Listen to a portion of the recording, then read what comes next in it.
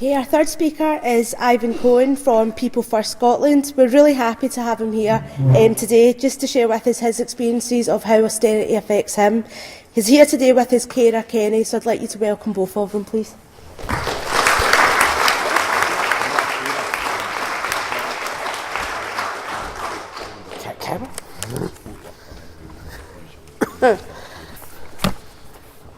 He's not my carer, by the way. Good afternoon. Hello, I am Ivan Cohen, and I'm here today to speak about the effects of the Conservative government's war on poor people and disabled people in particular. First, I will explain a bit about myself. I'm on the board of directors of People First Scotland, as well as being chair of my local group and vice chair of the Speak Out Against Hate Crime group and the Edinburgh management group called Edinburgh Advocating Together. I keep myself busy. People First Scotland is the collective advocacy organisation for people with learning difficulties, and it is completely run by the members who are all people with learning difficulties. I am also the secretary of the Scottish Campaign for a Fair Society, which is a popular movement made up of individuals and organisations. It aims to challenge the unfair cuts that target the most vulnerable and to propose positively principles for a better system. I would like to tell you about the experiences of our members who are facing cuts to vital benefits and services. Firstly, I would like to mention the confusion that all our members are facing. Benefits are changing names. People are being called in for assessments, and increasingly the only way to get in touch with the DWP is using the confusing phone system or the inaccessible website. This is leading to lots of people having their money stopped because they have not understood what they need to do, or while they appeal unfair decisions. The assessment process is clearly not working properly when almost half the decisions are overturned on appeal. We have members who score no points on their first assessment because the interviewer has no understanding of the impact of a learning disability on their life. They then, after a very stressful and difficult appeal process, they have had their benefits restarted. For some people, this has happened every 6 months for the last 2 years. Even for those who have not had benefit cuts, the payments are being changed from weekly to fortnightly or monthly. It makes it very difficult to budget for bills and food shopping, and is forcing people into debt, usually with companies that charge interest rates which are frankly state-approved robbery. And then, of course, there is the disgusting bedroom tax. Over 2/3 of the people affected by the bedroom tax in Scotland are disabled. This has forced many people to move, sometimes from homes which have been specifically adapted to suit their needs, or to cough up money they can't afford, or face being forced into rent arrears. It is a myth that a cap on housing benefit will solve the housing crisis. The only way to solve the lack of appropriate housing is to build more affordable homes. something the government wants to avoid because it might damage the property bubble which has been created in the south-east of England. On top of the cuts to the benefits our members have to live on there are the cuts to the vital supports and services which help us survive from day to day, never mind helping us to achieve active citizens who are engaged in our local communities.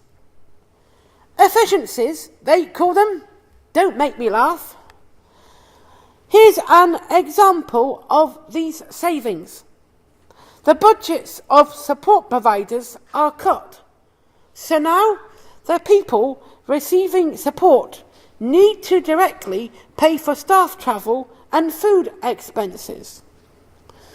Or the fact that we are being asked to contribute more and more to care and support costs. These are services which we have been assessed by social work for because we are in critical or substantial need, and which councils have a duty to provide. But now we are being told we have to pay for them. These are clear examples of targeted attacks on the most vulnerable in society, these with least power to speak up or fight back. Could you imagine if council started charging for other services which they have a duty to provide? If they said that parents were going to have to start paying towards their children's primary school education, or we were all going to have to directly pay for our bins to be collected, they would never do it because they would not get away with it. Well, how dare they think they can get away with these attacks on us?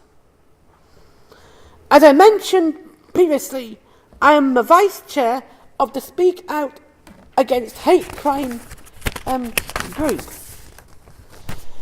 I have been disgusted by the way the government and some in the media have portrayed people on benefits are scroungers, work shy or cheats to try and justify their attacks on the benefit system. This is an extremely dangerous divide and rule tactic which could lead to an increase in harassment and hate crime towards disabled people. It is, of course, also based on a complete myth. Benefits fraud costs an estimated £1.5 billion, which is less than 1% of benefit spending. Meanwhile, there is £70 billion loss on tax evasion each year. People with learning difficulties want to work. I do not know that any of our members who would prefer to be on benefits than have a fulfilling job. But how are people supposed to find work when there have been cuts to supported employment organisations such as the Action Group Real Jobs project here in Edinburgh? They are cutting the benefits we have to live on and making us jump through hoops to get them. They are cutting our opportunities to stay in our own homes. They are cutting the supports which are there for us to be active in the community. They are making us pay for the services that we need to survive. They are taking away our opportunities to get help to find work. They are trying to turn the rest of the community against us. We are not going to let it happen. We have fought to be treated as citizens with equal human right for too long to give up now. Sadly, though, the combined impact of these pressures are having a huge effect and have led to a number of disabled people across the UK committing suicide because the hardships they face are too much to bear and supports which should be there to help them are being removed.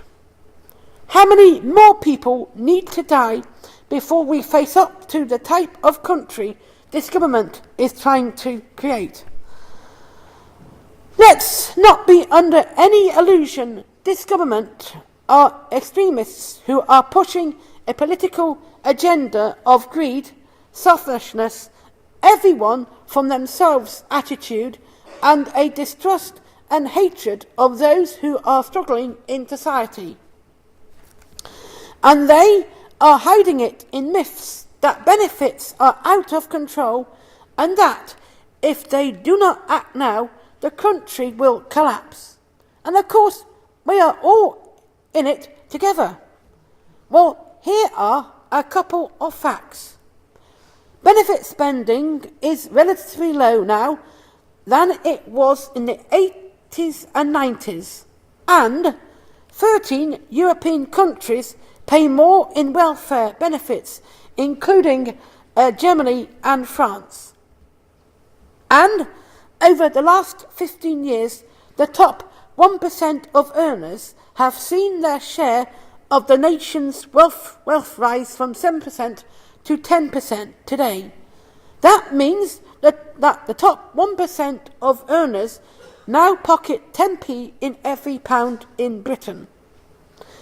That is not the country I want to live in, and I do not believe that if the public really know the effect of the government's policies on disabled people, they would accept it.